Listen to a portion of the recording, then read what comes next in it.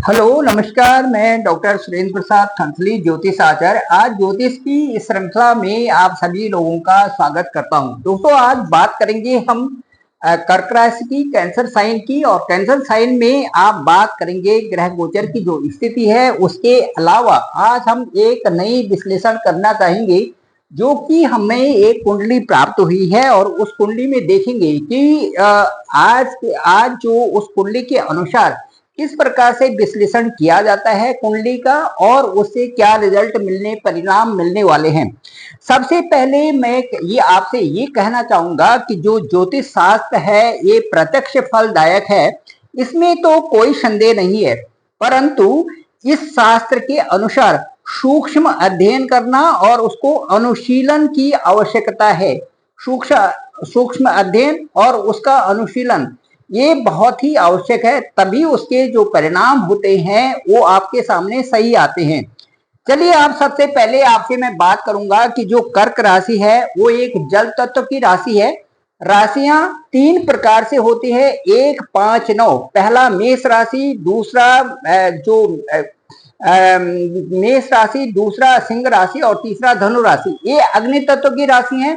उसके बाद 2, 6, 10 जो दो राशि है वृषभ राशि, उसके बाद कन्या राशि, और जो मकर राशि है ये पृथ्वी तत्व की राशि है।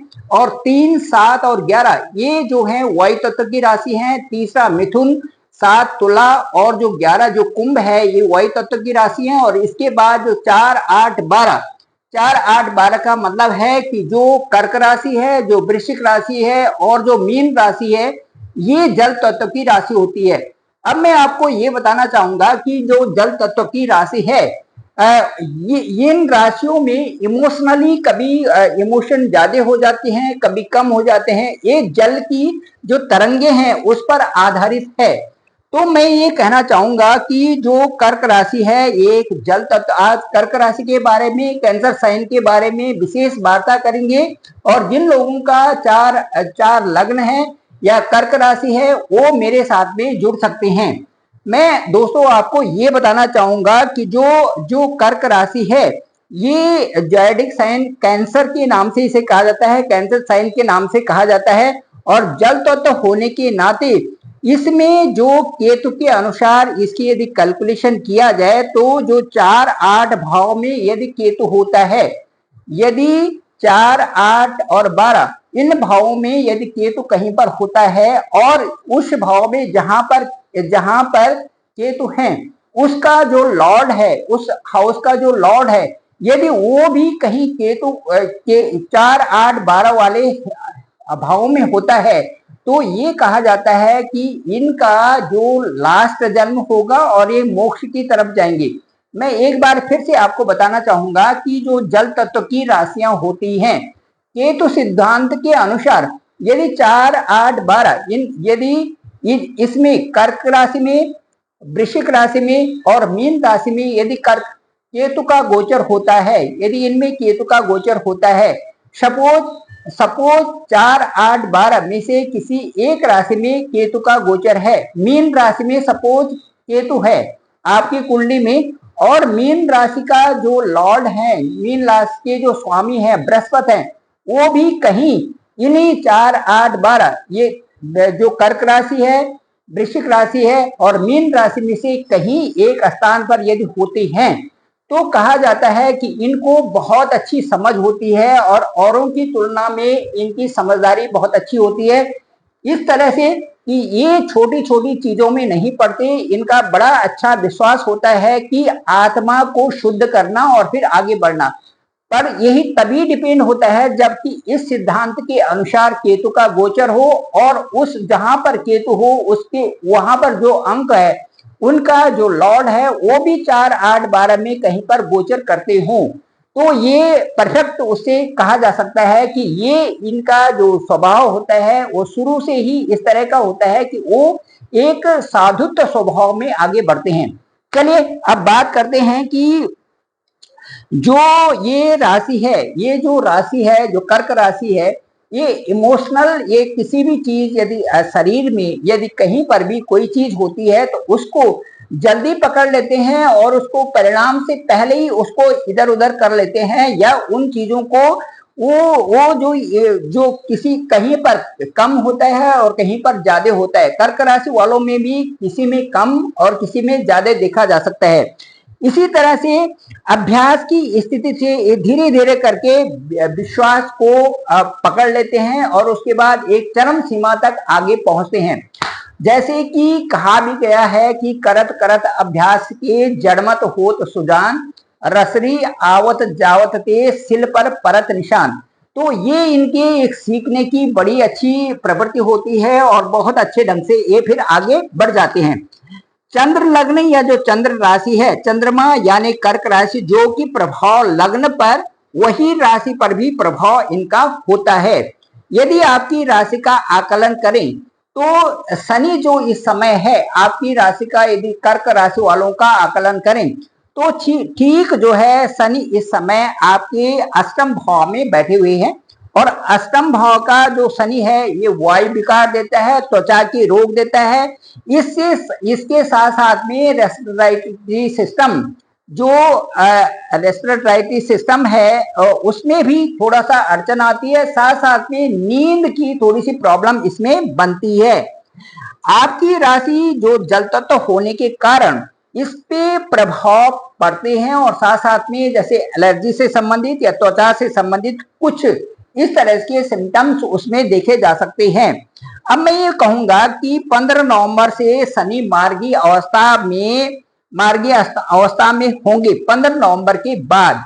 अब जो 29 मार्च 2025 में मीन राशि में आपकी भाग्य स्थान का अंक जो है वो 12 है और 12 अंक के जो लॉर्ड हैं वो गुरु हैं। उस समय गुरु रहेंगे ठीक जो है आपके अगली वाली राशि में, मिथुन राशि में, और आपकी जो ये मिथुन राशि होगी ठीक जो है 12वें स्थान पे होगी कर्क राशि से। अब मैं ये कहूंगा कि उस समय आपके विदेश में सेटलमेंट की भी चांसेस होंगे जो 2025 है, और उसके साथ साथ में आपको जॉब की नई अपॉर्चुनिटी भी मिलेगी। अब मैं ये बता रहा हूं कि मार्च जो 2025 है वो जो 2.5 साल के लिए वहां पर जो शनि का आगमन होगा, जो 29 मार्च 2025 से 2.5 वर्ष के लिए शनि आपके भाग्य स्थान में जो बने हुए हैं पर होंगे और दसम दृष्टि उनकी होगी सीधे आपके छठे घर पर। तो इससे क्या होगा कि आपके जो ऋण रोग और शत्रु हैं इन पर, ऋण रोग और जो शत्रु हैं इन पर आपकी विजय होगी और उसमें किसी भी प्रकार से आपको कहीं पर भी कोई परेशानी की बात नहीं है, क्योंकि भाग्य स्थान में शनि का गोचर होगा और भाग्य स्थान से सीधे छठे स्थान पर उनकी दृष्टि होगी, दसम दृष्टि होगी, जो ऋण रोग और शत्रु के होंगे। अब मैं ये कहूंगा ना आप किसी तरह से ऋण से परेशान रहेंगे, ना आप किसी तरह से शत्रु से परेशान रहेंगे और न किसी रोग से परेशान रहेंगे। ये स्थिति होगी 29 मार्च 2025 को 2.5 साल के लिए वहां पर शनि बने रहेंगे। अब इसके बाद मैं कहूंगा कि जो राहु हैं, राहु आपके भाग्य स्थान से 18 मई 2025 को आ जाएंगे, भाग्य स्थान से आ जाएंगे नीचे अष्टम में, और जब वहां पर आएंगे तो ये जो आपके लिए एक जादू की तरह होगा और बहुत अच्छे रिजल्ट्स इसके आने शुरू हो जाएंगे। 12वें भाव में बृहस्पति जब आपके जाएंगे, 12वें भाव में जब बृहस्पति अभी जाएंगे, अभी आपके लाभ स्थान में है, और 12वें भाव में जब बृहस्पति आपके जाएंगे 19 मई 2025 को, तो आपके धार्मिक चीजों पर खर्च होगा, मांगलिक कार्यों में खर्च होगा और नए फाइनेंस से संबंधित जो चीजें हैं उन पे आप खर्च करेंगे। लेकिन वो खर्चा आपको स्पष्ट रूप से दिखाई देगा कि ये चीजें आपके लिए होनी चाहिए थी और ये आपके लिए अच्छी हैं। 2026 तक आपके लग्न में जब बृहस्पति आएंगे तो ये जो वर्ष होगा आपकी शादी के लिए, सगाई के लिए बहुत उत्तम साल होगा और उसमें सही निर्णय, स्पष्टता और सफलता आएगी। डीप स्टडी और मांगलिक कार्यों में ये खर्चा उस समय होगा, क्योंकि 12वें स्थान और 8वें स्थान और उसके बाद भाग्य स्थान, ये सब का एक संबंध बन रहा है जो कि कर्क राशि के लिए बहुत अच्छा रहेगा।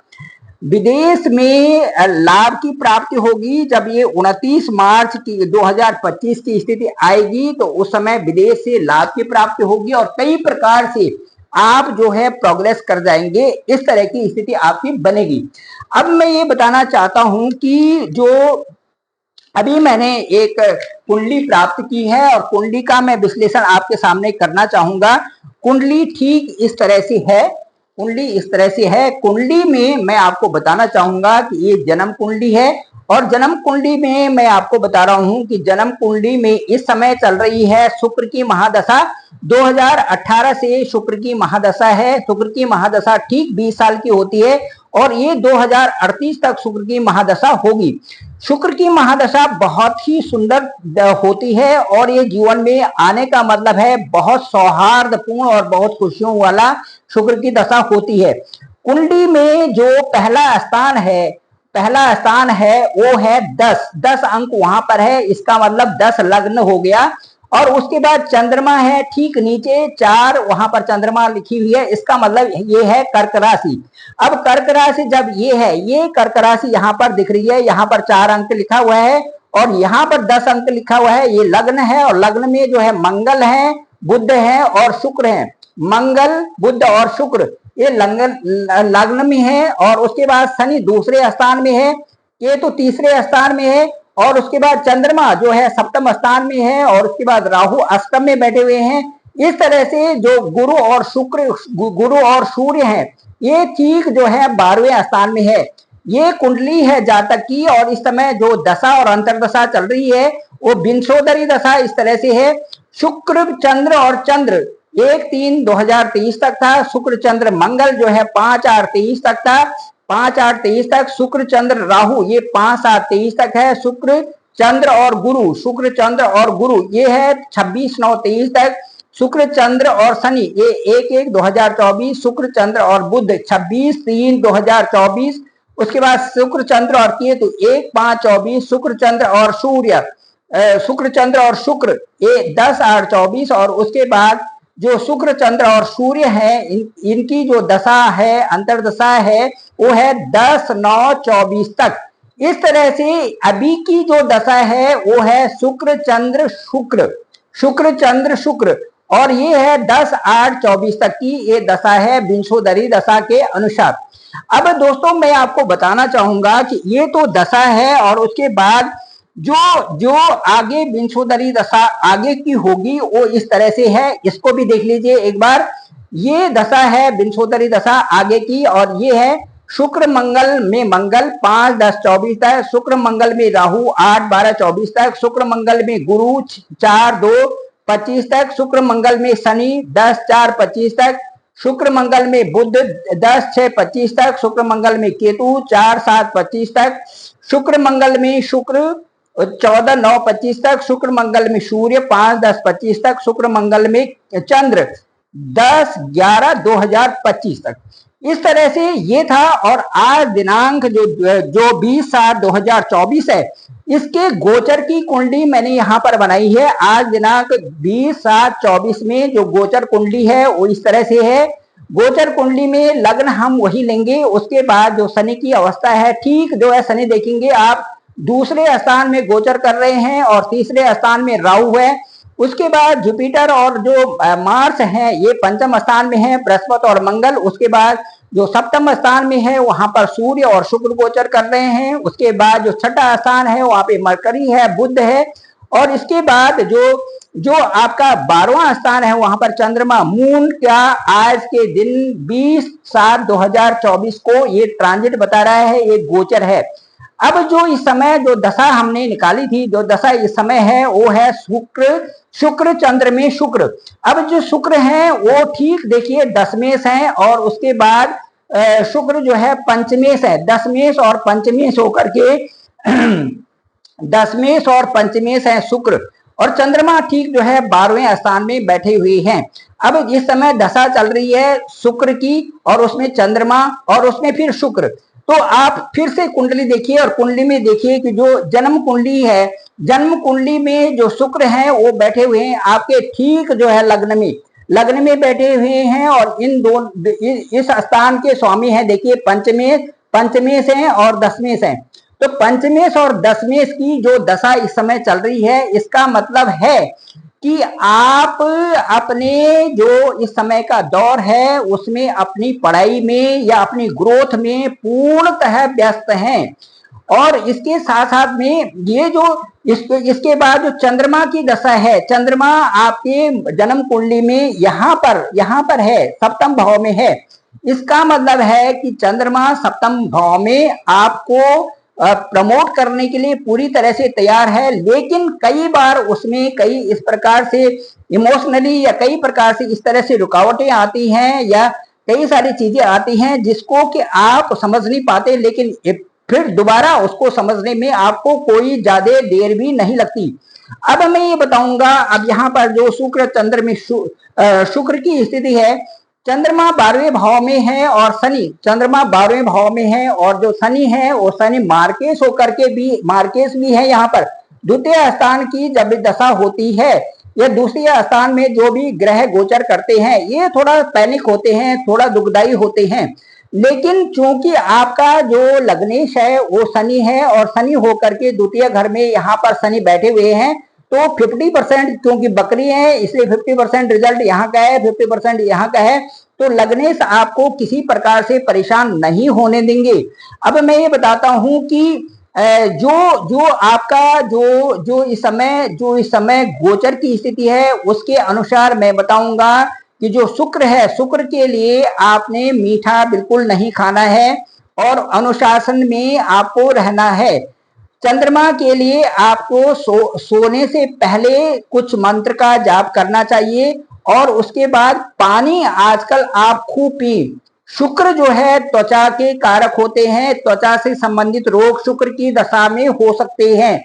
शुक्र आपकी महादशा चल रही है, शुक्र जो है आपको त्वचा से संबंधित रोग दे सकते हैं, क्योंकि इस समय ग्रह गोचर की स्थिति बुध की यहाँ पर है अष्टम भाव में, इसलिए बुध भी त्वचा से संबंधित होते हैं। किसी प्रकार से भी त्वचा से संबंधित रोग, एलर्जी से संबंधित रोग आपसे साथ में हो सकते हैं। शुक्र ठीक यहाँ पर स्थिति में है, ये स्थिति ये बताती है कि आपका यहाँ से मुंह दिख रहा है, तो शुक्र आपके सप्तम भाव में है, सप्तम से सीधी दृष्टि जो है आपके लग्न भाव पर है, इसलिए शुक्र से आप प्रभावित होंगे। शुक्र से संबंधित किसी प्रकार से त्वचा के रोग बन सकते हैं, उनसे आप सावधान रहें। आप डायबिटीज के लिए या किसी और चीज का शुक्र ये चीजें भी देते हैं, बीपी भी देते हैं, इसलिए आप मीठा न खाएं और ज्यादा से ज्यादा पानी पिए तो ज्यादा ठीक रहेगा। आगे का जो प्रेडिक्शन है उसको मैं बताना चाहूंगा कि चंद्रमा क्योंकि आपके 12वें भाव में गोचर कर रहे हैं, इसलिए चंद्रमा के लिए मैं कहूंगा कि ये जो चंद्रमा 12वें भाव में रहते हैं ये हमारा स्लीपिंग मोड है, यहाँ पर हमें कंफर्ट लेवल में सोना होता है। लेकिन चंद्रमा यदि 12वें भाव में गोचर करते हैं तो आपकी जो नींद है ये डिस्टर्ब होती है। ठीक इसी प्रकार से गोचर में चंद्रमा इस समय आपके जो है 12वें भाव में चल रही है, ये है गोचर कुंडली, आज के जो ग्रह गोचर की कुंडली है। चंद्रमा 12वें भाव में है, इसलिए आप डिसिप्लिन से रहें, टाइम से सोएं, टाइम से उठें, खूब पानी पिएं, अच्छा खाना खाएं, ये आपके लिए बहुत जरूरी है। शुक्र त्वचा से संबंधित रोग देते हैं, इसलिए उनसे ठीक करने के लिए आप कुछ मंत्रों का भी जाप कर सकते हैं। शुक्र का जो मंत्र है, शुक्र का मैं मंत्र बताऊंगा आपको, ओम शुं शुक्राय नमः, ओम शुं शुक्राय नमः। इसका जो वैदिक मंत्र है वो है ओम द्रांग द्रिंग द्रौंग सह शुक्राय नमः। इस तरह से, और उसके साथ साथ में क्योंकि दशा और अंतरदशा चल रही है तो इसलिए आप ओम नमः शिवाय का भी जाप कर सकते हैं, ओम नमः शिवाय का भी आप कंटिन्यू करके जाप कर सकते हैं, ये भी आपके लिए बहुत अच्छा रहेगा। सूर्य जो है सप्तम में है, इसलिए जो है रक्त संबंधी, पेट संबंधी, पित्त संबंधी समस्याओं को बना लेते हैं। शुक्र भी यहाँ पर, शुक्र के साथ में सूर्य हैं, पेट संबंधी रोग इसमें हो सकते हैं, पित्त संबंधी रोग हो सकते हैं, रक्त से संबंधी रोग इसमें हो सकते हैं। हल्के फुल्के जो भी चीजें होंगी इनसे आपको परेशान नहीं होना है, क्योंकि जो कर्क राशि है ये इमोशनल होती है, किसी चीज को देख करके भी इनको वो चीजें बड़ी लगती हैं, इसलिए समस्या को का समाधान भी आपके पास ही है। समय के रहते हुए उसी ढंग से आप डॉक्टर को भी दिखा सकते हैं और इन चीजों से आपको क्योंकि थोड़े दिन का ग्रह गोचर है, 15 तारीख को सूर्य यहाँ पर चले जाएंगे। उसी तरह से शुक्र का गोचर यहाँ पर होने वाला है 8th हाउस में। हालांकि 8th हाउस भी रोग से संबंधित होता है, इसलिए अभी 1 महीने आपको इसका ध्यान रखना है। अब इसके साथ साथ मैं बताना चाहूंगा कि बुध जो है आपके अष्टम में गोचर कर रहे हैं। यहाँ पर मरकरी जो है इस समय गोचर की स्थिति में अष्टम भाव में है, इसलिए मैं कहूंगा कि हालांकि यहाँ पर प्रसन्नचित्त रहने के लिए कहते हैं अष्टम का बुध अच्छा है, अच्छा फल देते हैं, लेकिन मैं एक अच्छा फल देते हैं चंद्रमा भी यहाँ पर, शुक्र भी यहाँ पर अच्छा फल देते हैं सप्तम में, लेकिन इस तरह की कई प्रकार से थोड़ी थोड़ी परेशानियां बन जाती हैं। आप बुध अष्टम में आपके हैं, आप परोपकार करिए, दूसरों का भला करिए, ज्यादा अच्छा रहेगा। इसके साथ साथ जो चंद्रमा का जो, क्योंकि शुक्र की और चंद्रमा की दशा है और उसके बाद शुक्र की अंतरदशा है, शुक्र की महादशा, चंद्रमा की अंतरदशा और फिर शुक्र की जो है प्रत्यंतर दशा है, इसलिए आप चंद्रमा का भी जाप कर सकते हैं। ओम श्री चंद्रमसे नमः, ओम श्रांग श्रीं श्रौंग सह चंद्रमसे नमः, इस तरह से जाप कर सकते हैं। साथ साथ में क्योंकि ये शुक्र की दशा है, चंद्रमा की दशा है और प्रत्यंतर दशा जो है शुक्र की है, इसलिए आप दूध और चीनी का दान करें। जो आधा लीटर दूध और उसके बाद चीनी भी, आप किसी को थोड़ा सा चीनी भी लेकर के आप दान कर सकते हैं। तो इस तरह से चींटियों को भी दे सकते हैं और दान करने से आपका मन खुश होएगा। अब मैं कहता हूं इसके साथ साथ में जो है किसी भी चीज में घबराने की कोई जरूरत नहीं है, क्योंकि जो आगे का आपका गोचर है बहुत सुंदर दिखाई दे रहा है और शुक्र की जो 20 साल की दशा होती है ये आपको बहुत आगे तक ले जा रही है, क्योंकि अभी भी जो बृहस्पति का गोचर होगा वो आपके लिए अगले सालों में बहुत ही सुंदर फल देने वाला है। अगले 5 सालों तक आपका बहुत ऊपर चढ़ने का है और भौतिक चीजों की कोई भी कमी आपके पास होने वाली नहीं है। इस तरह से ये कुंडली का विश्लेषण था। मेरे पास एक कुंडली आई थी और मैंने इसका विश्लेषण किया। मुझे लगता है कि आपको ये पसंद आया होगा। मैंने देखा जन्म कुंडली में चंद्रमा का गोचर, इस चंद्रमा जो है जन्म कुंडली में ठीक 7वें भाव में है और उसके बाद जो है अभी जो गोचर कुंडली में 12वें स्थान पे है। इसलिए मैंने कह दिया कि चूंकि चंद्रमा से संबंधित, पानी से संबंधित ये रोग होते हैं और इसलिए जो है त्वचा से संबंधित रोग बन सकते हैं और इसलिए चंद्रमा का जाप करें और सफेद चीजों का दान करें, दूध और चीनी का दान करें, तो इससे ये समस्या दूर हो सकती है।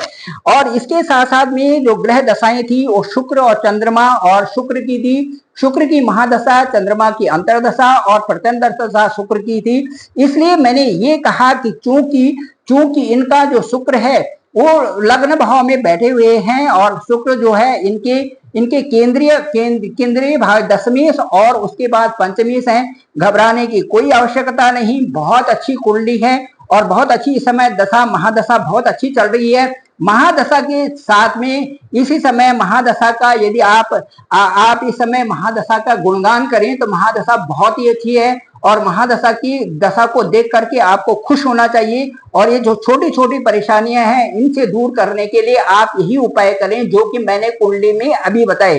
तो इस तरह से ये कर्क राशि की कुंडली थी और मैंने आपको ये प्रेडिक्शन बताया, साथ साथ में उपाय बताया। मुझे लगता है कि ये जो प्रेडिक्शन है आपको पसंद आई होगी। और इसी तरह से मैं आप लोगों से भी कहना चाहूंगा कि जो भी लोग नीडी हो अपने मेरे इस व्हाट्सएप नंबर पर 9868280191 इस नंबर पर अपनी कुंडली, अपने हॉरोस्कोप को भेज सकते हैं और मुझसे अपने जाने कि आपकी जन्म कुंडली, जैसे अभी जन्म कुंडली मेरे पास आई थी, उसके अनुसार ग्रहों की दशा क्या है और ट्रांजिट में कहां पर चल रहे हैं और उससे आपको ये बताएंगे कि आपका जो समय है आगे के लिए कैसा है और यदि कोई बीच में समस्याएं आ रही हैं तो उनके समाधान कैसा होना चाहिए, उसके लिए मैं आपको उपाय भी बताऊंगा।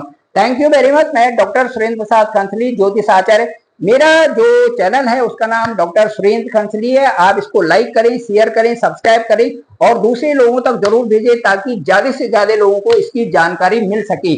Thank you very much. आप सभी लोगों का धन्यवाद, आप सभी लोगों का आभार।